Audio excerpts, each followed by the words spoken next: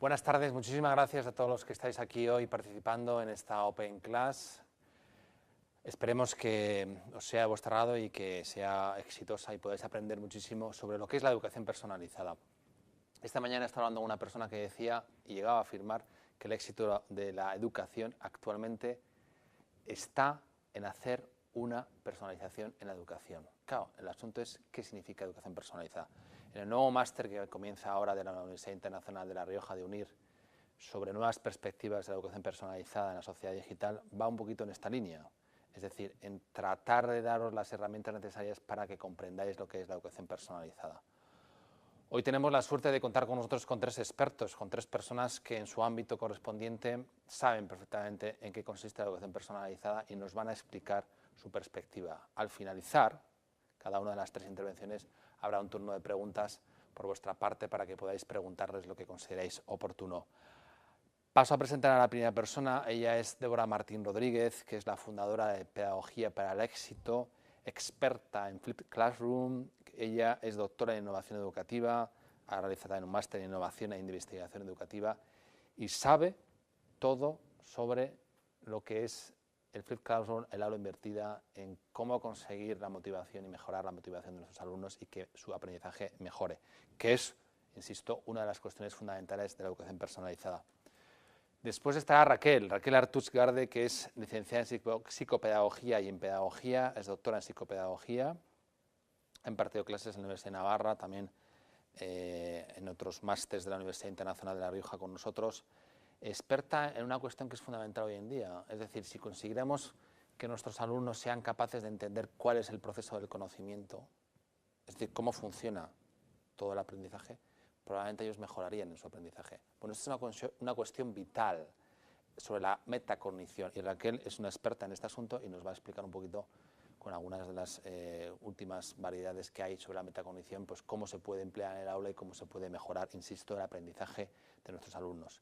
Y terminamos la Open Class de hoy con Jesús Fernando Pérez, que es un profesor que lleva muchísimos años dando clases en el aula, es un hombre que se sube a la tarima, es decir, que está allí con los alumnos y que ha puesto en práctica todo lo que hoy entendemos por metodologías de aprendizaje. Él también se dedica a dar diferentes cursos de metodología de aprendizaje en Andalucía, explicando un poquito pues, cuáles son las metodologías más actuales hoy en día y cómo se pueden aplicar en el aula, porque es muy importante que no solamente en este aspecto sea algo teórico, sino también algo práctico. Todo esto, insisto, que está enmarcado en lo que es la educación personalizada, que nos parece que es esencial y es clave y que da sentido a por qué la Universidad Internacional de La Rioja comienza con este máster de nuevas perspectivas de la educación personalizada en la sociedad digital.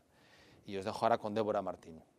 Muy buenas tardes, Josu. Muchas gracias por tu presentación, pero no lo sé todo, ya me gustaría. Tengo muchas ganas de seguir aprendiendo y sobre todo escuchar al resto de compañeros que van a participar hoy en esta Open Class. En relación a lo que me comentabas, el modelo Flipped Classroom.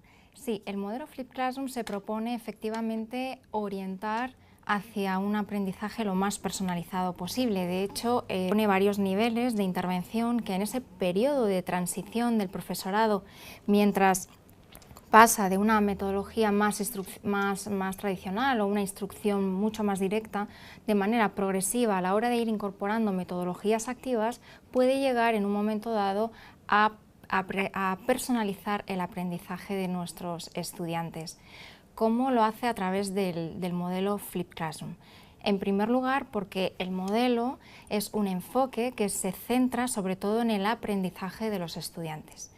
Quiere decir que ese aprendizaje, nosotros como profesores tenemos que tener muy claro hacia dónde queremos llevar a los estudiantes, qué es lo que tienen que aprender y, lo más importante, cuáles son las competencias que nuestros estudiantes deben desarrollar.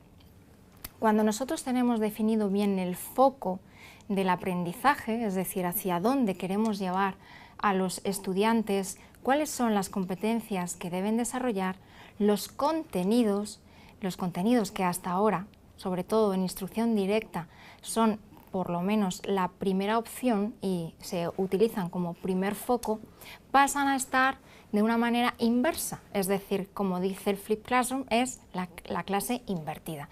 Y esto es uno de los objetos por los que realmente se invierte el contenido porque pasa a estar al servicio de los objetivos.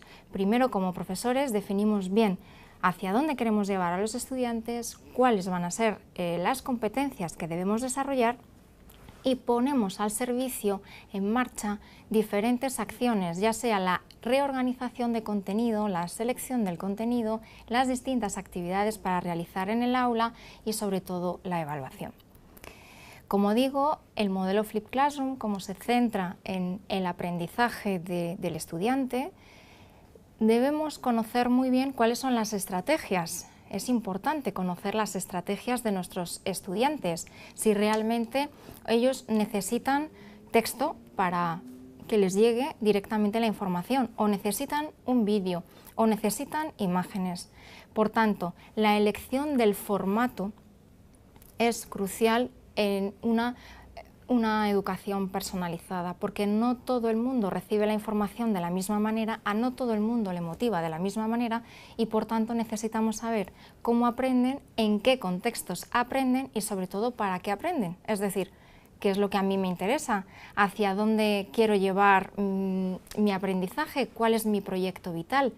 Todos estos aspectos son importantes que como profesores los contemplemos para poder crear esos itinerarios cada vez más personalizados.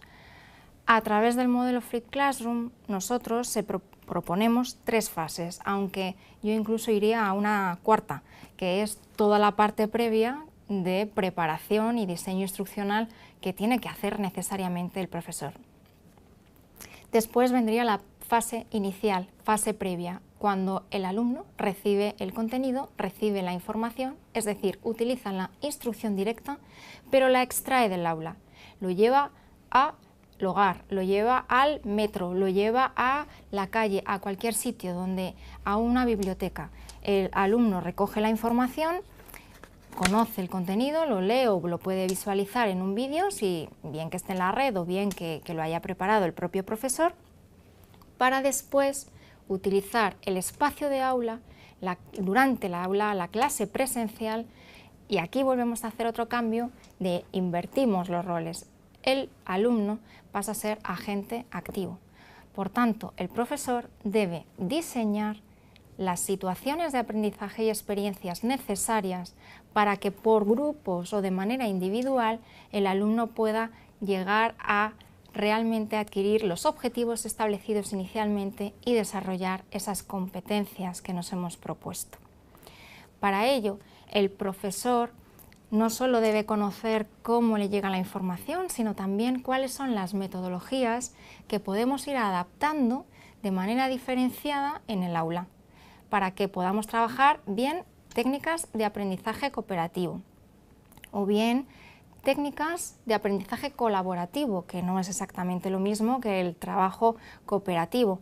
También podemos utilizar diferentes técnicas, podemos incorporar una web quest, podemos incorporar trabajo basado en proyectos, trabajo basado en retos, problemas, de tal manera que los estudiantes pueden ir trabajando con estrategias de aprendizaje en el aula acompañados por el profesor.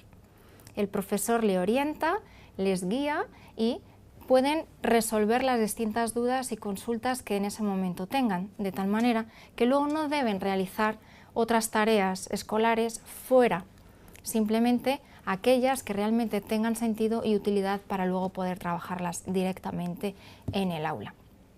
La tercera fase que generalmente reconoce el modelo Flipped Classroom es la parte posterior una vez que hemos salido de nuestro aula. Significa que ya hemos desconectado y ya no aprendemos.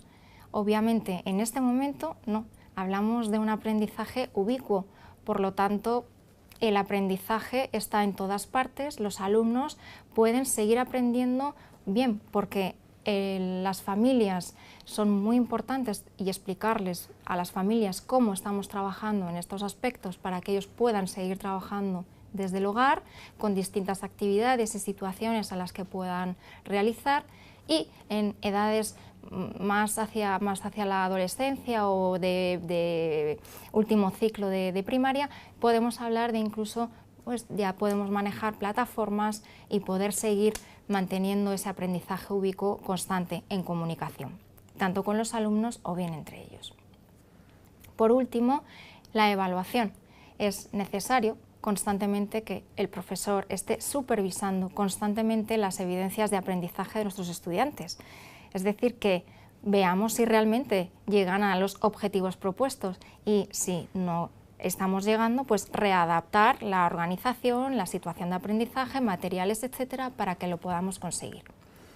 Claro que el modelo Flipped Classroom se nutre de algo muy importante y es la tecnología digital, porque gracias a las herramientas digitales nos permite generar diferentes situaciones en el aula, de manera que podemos trabajar de manera colaborativa en diferentes documentos, podemos elaborar mapas conceptuales, podemos estar buscando información, podemos estar haciendo síntesis y nosotros podemos estar supervisando todas las evidencias de aprendizaje que se van sucediendo en el aula.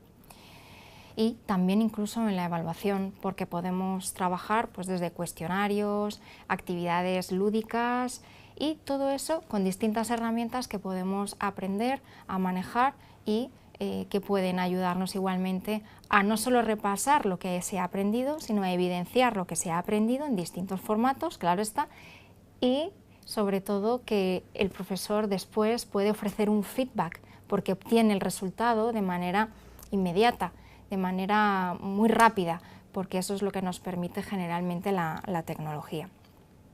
Por tanto, concluyo en primer lugar que el modelo Flipped Classroom tiende siempre como un nivel superior en esa transición hacia una orientación de educación personalizada, a personalizar el aprendizaje, que se nutre de herramientas digitales siempre que tengan un enfoque puramente pedagógico, siempre que tengamos claramente los objetivos bien definidos, un diseño de instrucción bien definida y sobre todo que podamos desarrollar competencias promoviendo situaciones de aula versátiles. Hoy por hoy hablamos de versatilidad, de diversidad y a eso tenemos que adaptarnos. Así que, en principio, por mi parte, no sé si en algún momento queréis hacer alguna pregunta, seguramente que luego podamos seguir. Voy a invitar a nuestra compañera, que se llama Raquel Artuch, nos va a hablar de metacognición en el aprendizaje personalizado. Muchas gracias.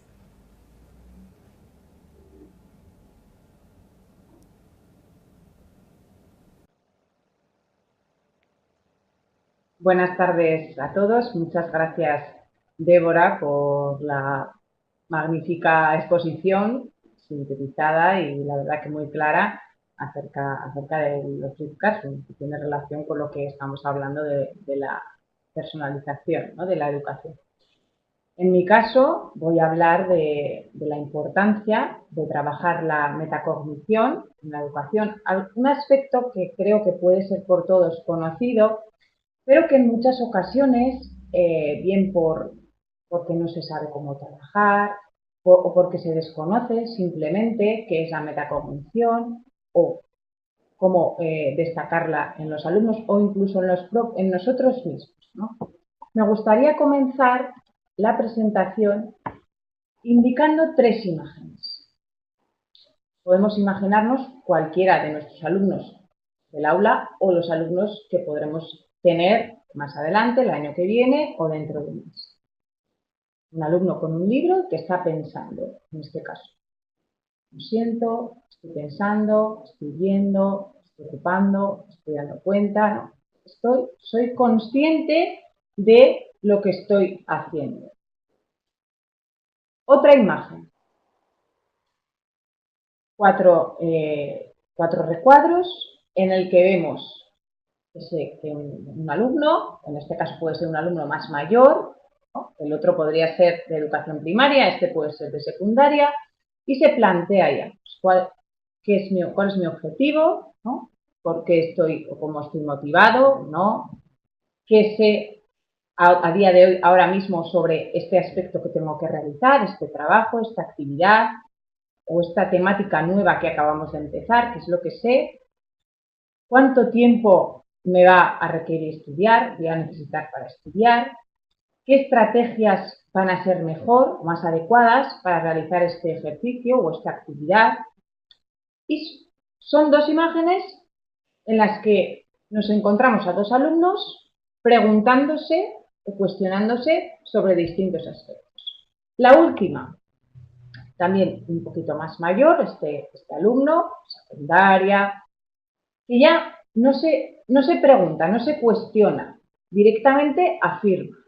Sé que aprendo cómo aprendo mientras leo, sé cómo y cuándo usar estrategias y cuál es la estrategia mejor, sé cómo puedo demostrar a los demás mi conocimiento, sé cómo puedo reflejar mi propio aprendizaje, sé cómo y dónde, cómo puedo aprender o demostrar lo que yo he leído, ¿no? Sé cuándo yo he entendido lo que he leído.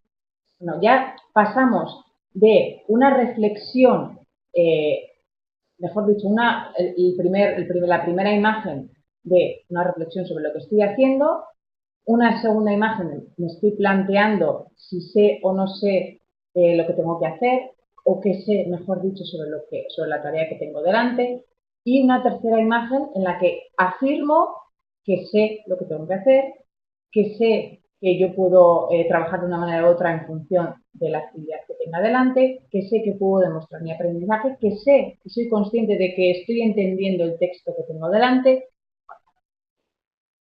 Las tres imágenes coinciden en lo que vamos a hablar. Podríamos casi terminar aquí de entender qué es la metacognición, no solo explicarlo a través de las tres imágenes, pero no me quería quedar yo solo con las tres imágenes.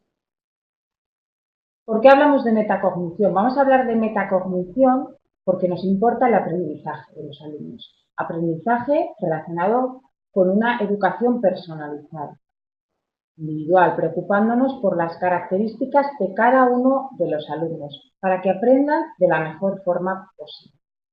Más allá de las distintas técnicas de aprendizaje que podamos manejar o que podamos enseñar a los alumnos, un aspecto esencial es no solo que sepan esas técnicas de aprendizaje, sino que conozcan cómo es su proceso de aprendizaje. Conozcan qué conocimiento tienen, sean conscientes de qué conocimiento tienen acerca de sí mismos, de si se me da bien o no memorizar, si se me da bien o no, se me da mejor las matemáticas o el lenguaje, si soy consciente de que una tarea no es igual que otra y no tendré que utilizar el mismo esfuerzo ni el mismo conocimiento ni las mismas actividades para resolverla. No es lo mismo utilizar una estrategia que otra y no es lo mismo realizar una tarea en un contexto que otro. Tengo que ser consciente y tener conocimiento de una serie de variables y a la vez no solo conocer, ser consciente de cómo soy, de la tarea que tengo y de cómo puedo llevarla a cabo, sino de regular el proceso. ¿No? Ser consciente, conocimiento del conocimiento, eso sería la metacognición, ser consciente de mi cognición y regularla, ser capaz de regular ese proceso. Dentro de la regulación, del control, tendremos la planificación ante una tarea concreta, qué es lo que tengo que hacer, por dónde tengo que empezar, qué características tiene esta tarea. No será lo mismo realizar un problema de matemáticas que realizar un resumen, que responder a un test. Nos requieren aspectos diferentes a la hora de elaborar una actividad, un trabajo. Entonces, en primer lugar, planifico, superviso, voy acercándome a la meta o no. Estas estrategias y estos procesos que estoy utilizando son adecuados. Cuando la he terminado, he obtenido el resultado que tenía.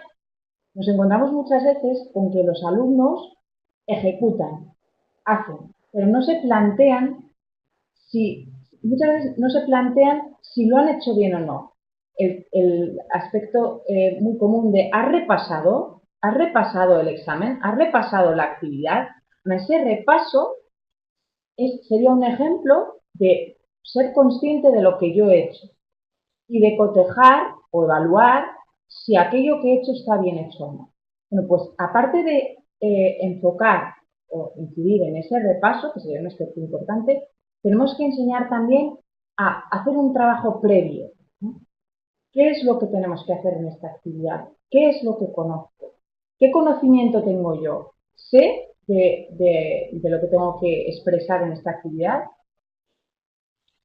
Es importante a la hora de enseñar. En cuanto al cómo, por ejemplo, ¿no?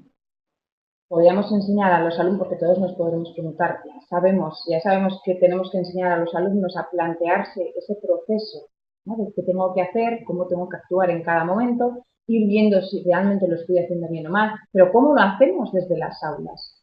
Podemos hacerlo enseñando directamente una serie de estrategias. O un aspecto importante, me voy a pasar al tercero, al moderado metacognitivo, luego pasaré a la interrogación.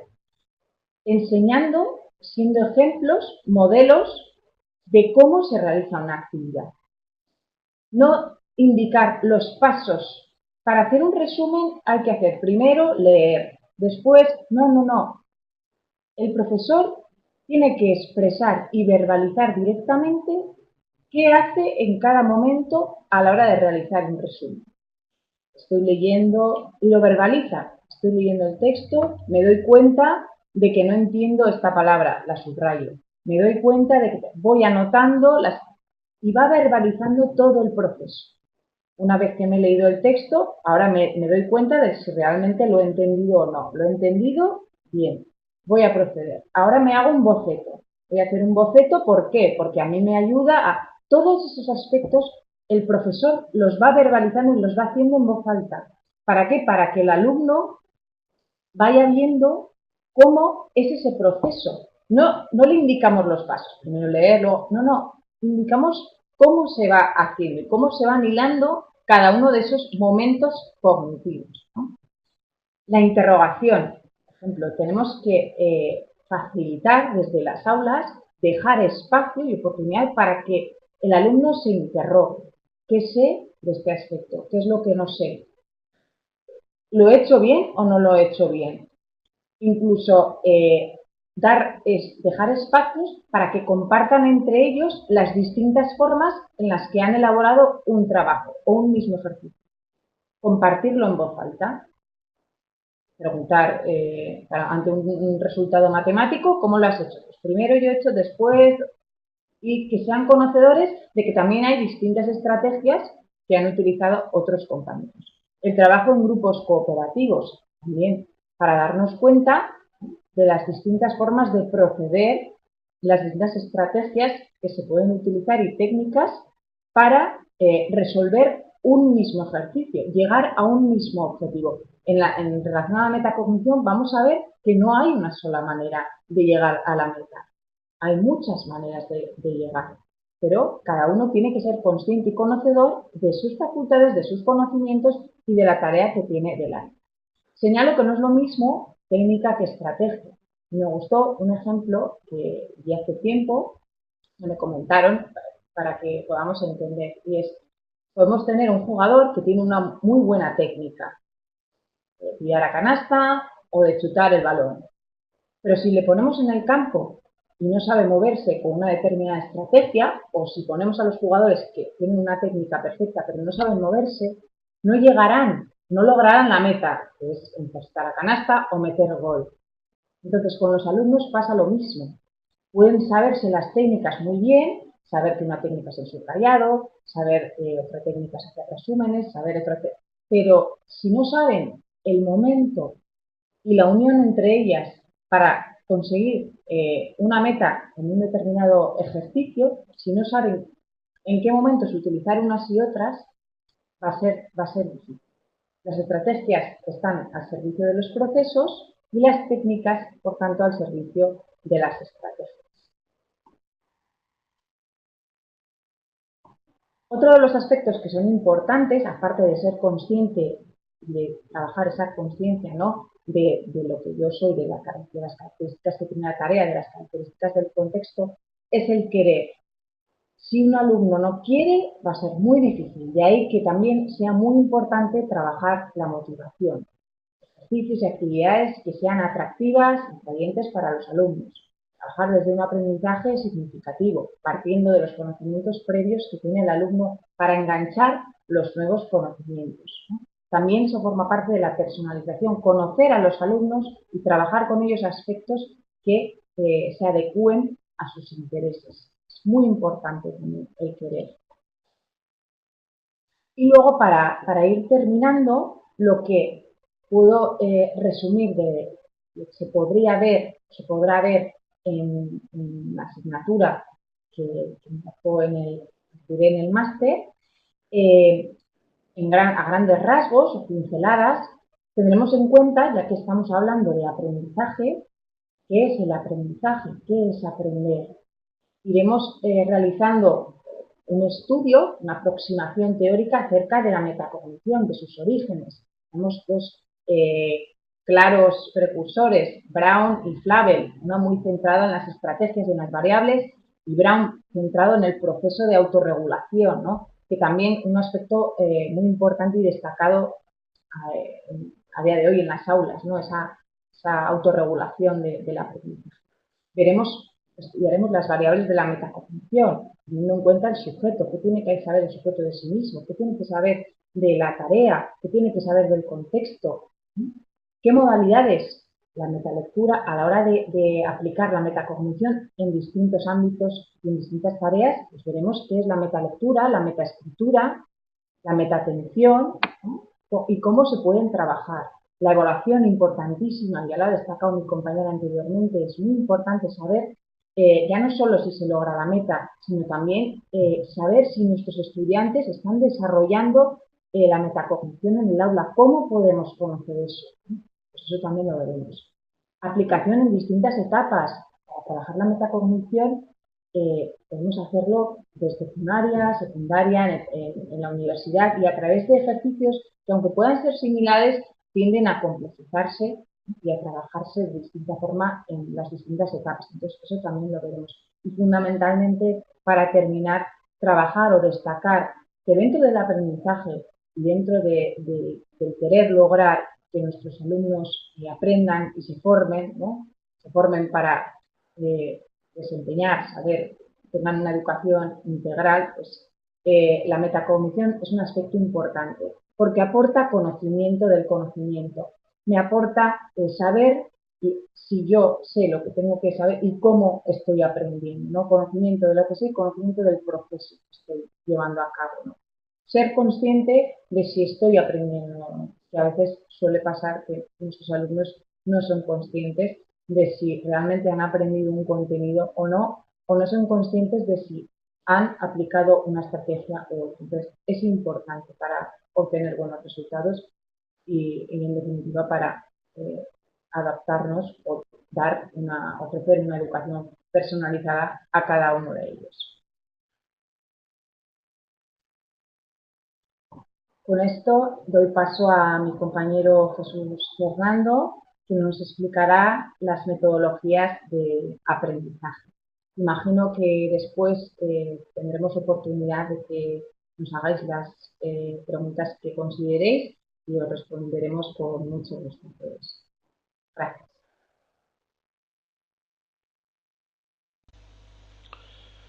Buenas tardes.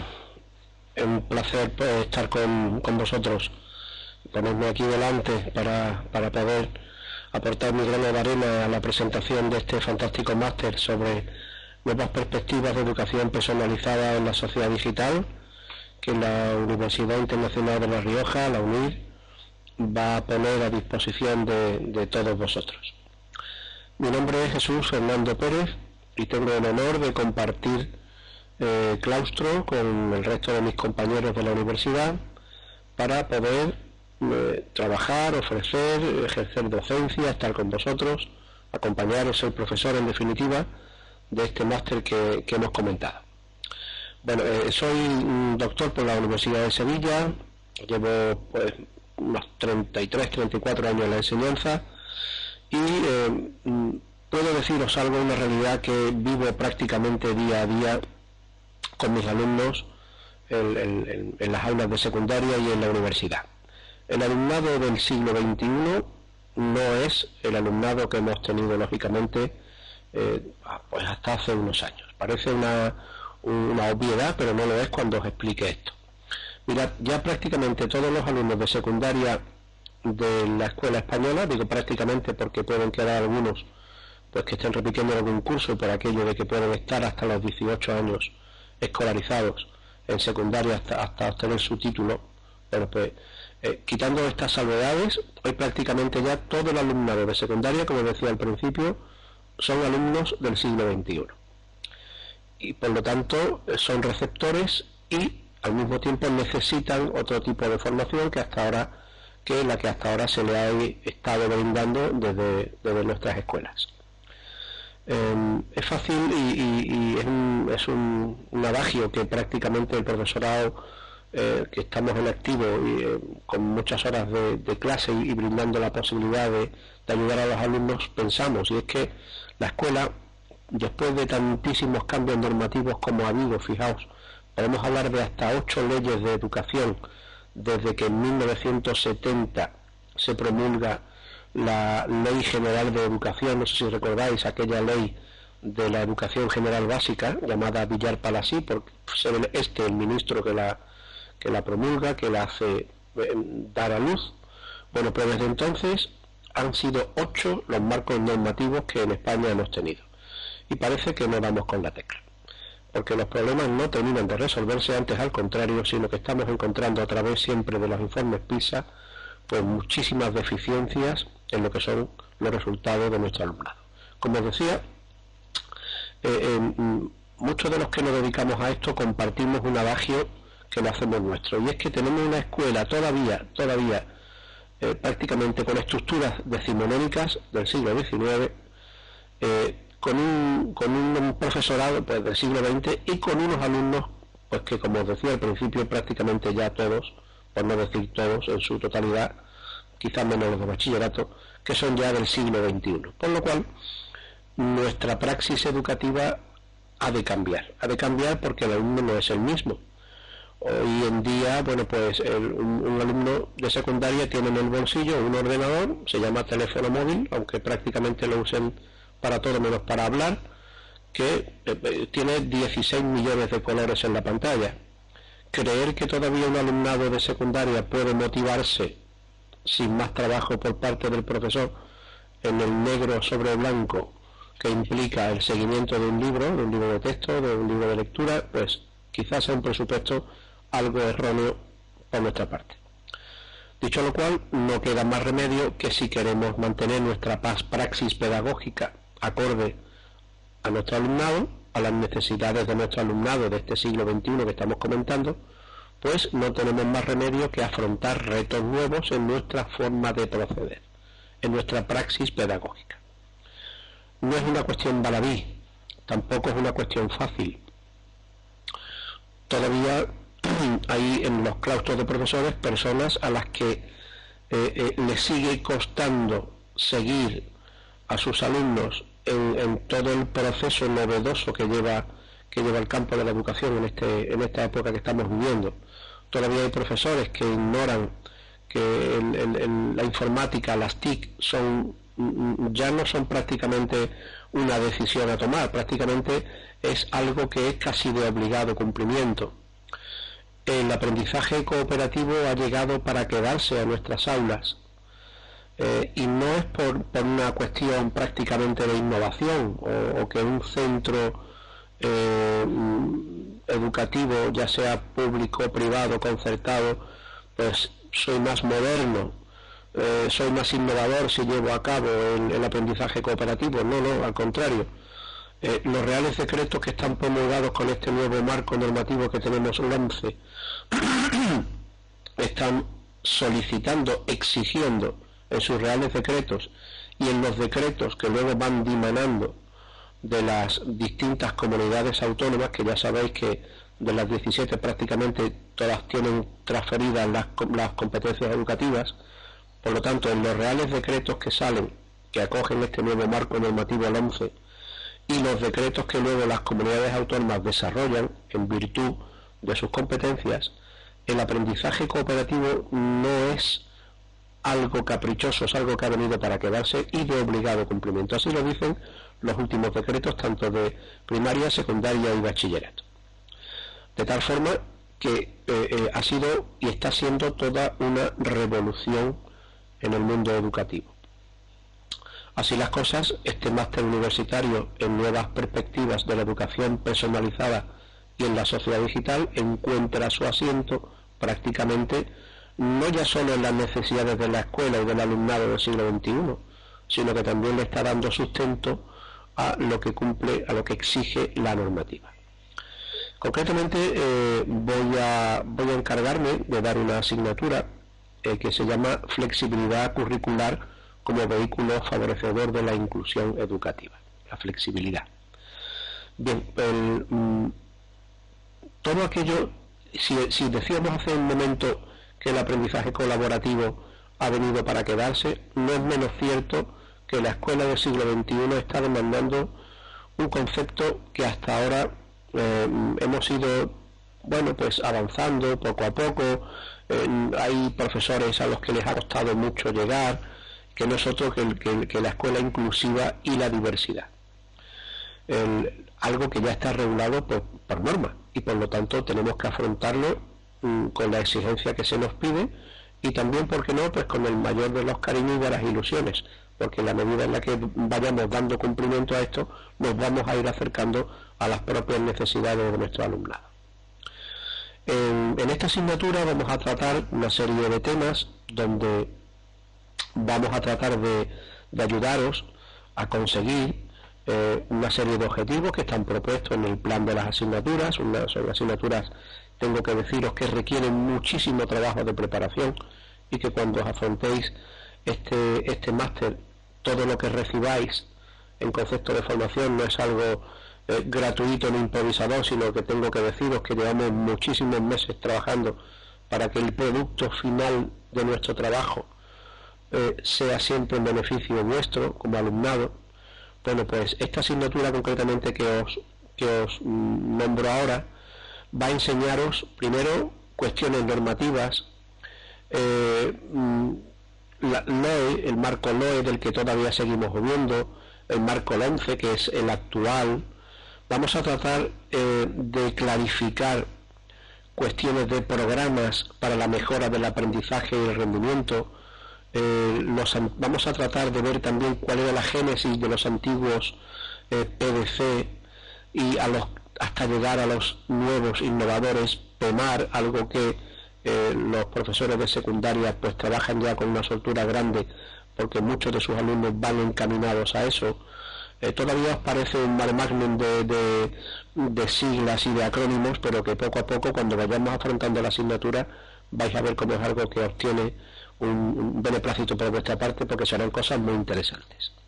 También vamos a tratar sobre las distintas vías de inclusión, vías escolares inclusoras, como los programas de garantía social, los PCPI, la formación profesional básica, algunos de estos programas ya extintos, pero que los actuales beben en aquellas fuentes para dar respuesta a la sociedad, a los alumnos que hoy tenemos en nuestro aulario, en nuestras clases. También hablaremos sobre educación de adultos, el presente, el futuro. Trabajaremos también, como hemos dicho antes, sobre todo el aprendizaje cooperativo en el marco actual. Ya os digo que es algo que es de obligado cumplimiento si queremos, bueno, porque no puede ser de otra manera, es lo que se nos exige desde la ley. Veremos el concepto de lo que es aprendizaje cooperativo, lo que no es aprendizaje cooperativo, la planificación, distintas orientaciones didácticas, la evaluación. Tocaremos también herramientas e instrumentos muy innovadores, como los PBL, que es el acrónimo del Problem Based Learning, aprendizaje basado en problemas. Veremos también el trabajo por proyectos. ¿Cuáles son los antecedentes de los trabajos por proyectos? ¿Era algo que se venía haciendo siempre y que hoy se le ha dado un nuevo nombre? Pues veremos que hay cosas que están mitificadas y otras que hay que desmitificar, porque no siempre vale la frase esto ya lo hacemos o esto lo hemos hecho siempre. Cuando me enfrento a algún curso de formación, a algún claustro de profesores, hay una frase que se dice mucho y es esta que os acabo de decir. Esto ya se hacía, esto lo venimos haciendo, quizás no sea así. También veremos la repercusión que puedan tener las TIC en el currículum, la necesidad de formarse en estas nuevas tecnologías, los valores pedagógicos que las TIC sin duda tienen y que no podemos prescindir de ellas. También estableceremos cuáles son los aspectos organizativos esenciales y los recursos para poder afrontar esto con garantías. Otra técnica bastante innovadora que no es sino el TBL, el aprendizaje basado en el pensamiento. Ahora mismo no quiero inundaros con un mar de siglas y acrónimos que os despiste y que os ofrezca pues una visión que no es la real ni la que yo quiero ahora mismo compartir con vosotros, pero en definitiva y grosso modo es la temática que vamos a afrontar desde esta asignatura en particular, y creo que es la filosofía en general de este máster que ya os digo que pretende ofreceros una realidad palpable del siglo XXI para unos alumnos del siglo XXI que son ya los que prácticamente en la totalidad copan nuestras aulas. Y nada más, espero ya veros durante las clases. Para mí es un placer y un honor poder participar y ayudaros en este proceso de enseñanza que vais a cometer hasta ahora. Muchas gracias por vuestra atención. Un saludo a todos. Adiós. Bien, muchas gracias a todos los compañeros por todos los elementos que han estado abordando para realmente orientar hacia una educación personalizada. Hemos hablado de la legislación, hemos hablado de estrategias, de técnicas didácticas, herramientas digitales, evaluación, es decir, un sinfín. Así que no sé si ahora tenéis alguna pregunta, alguna duda, aunque me dicen que tenemos muy poquito tiempo para responder, pero si tenéis alguna pregunta, por favor, estamos encantados de responderlas. Estamos mirando, sí, Silvia nos dice que sí, que tiene una duda.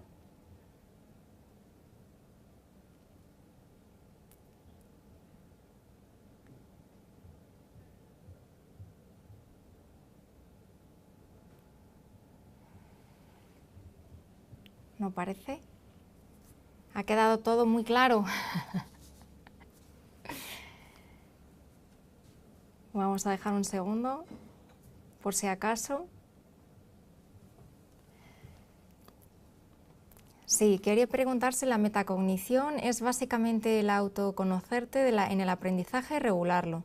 Es lo que yo he entendido. Raquel, la compañera Raquel, seguro que nos puede responder. Bueno, Silvia, no solo es autoconocerte, porque bueno, una de las variables, fundamentalmente tres, hay autores que manejan 3 variables y otros que manejan 4 variables en relación a la metacognición, y una de ellas es el sujeto, es el conocerse a uno mismo, cómo es, qué aspectos se le dan mejor, qué áreas se le dan mejor, qué materias, pero no solo uno se tiene que conocer a sí mismo, sino tiene que conocer qué tarea tiene delante, qué actividad tiene delante, conocer que no es lo mismo estudiar para un examen tipo test que para un examen de desarrollo, que no es lo mismo hacer un trabajo en equipo que hacer un trabajo de forma individual. Entonces también hay que conocer la tarea, las características de la tarea, y conocer que el proceso para realizar esa tarea es diferente en función de la actividad que tengamos que hacer, porque la propia actividad tiene características diferentes. Y luego conocer también las variables del contexto, cómo se trabaja en un contexto, cómo se trabaja en otro. Entonces, bueno, no solo es autoconocer. Sí, claro, efectivamente que se puede trabajar. Sobre todo podemos trabajar con el tema de la autointerrogación, ¿no? Y de enseñar a los niños a que se pregunten y trabajar y dar oportunidad para tener tiempo para preguntarse.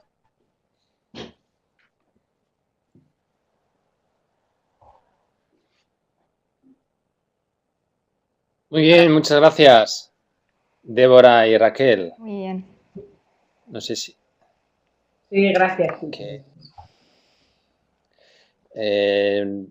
no sé si hay más preguntas. Si queréis también Gracias a ti, terminar, Jesús. quizás Débora o Raquel, con alguna última palabra, una última cuestión que puedan servir a los que han estado atentos y han estado asistiendo. No sé quién quiere empezar, si Débora o Raquel. Pues Débora, si quieres empezar tú.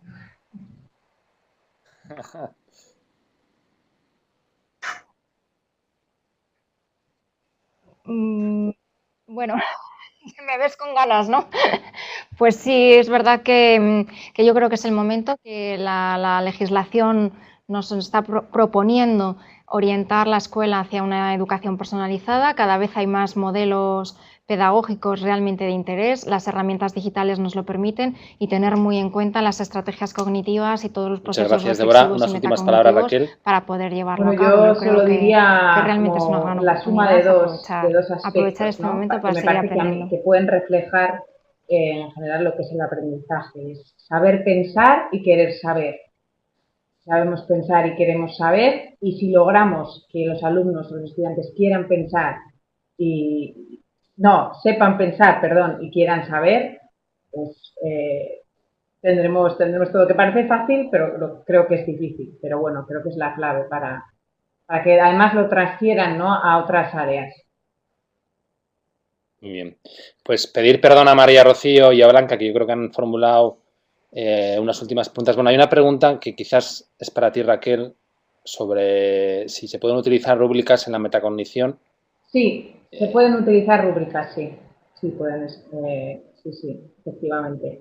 Se pueden utilizar Bueno, para pues que el alumno responda. ahí tenemos la respuesta.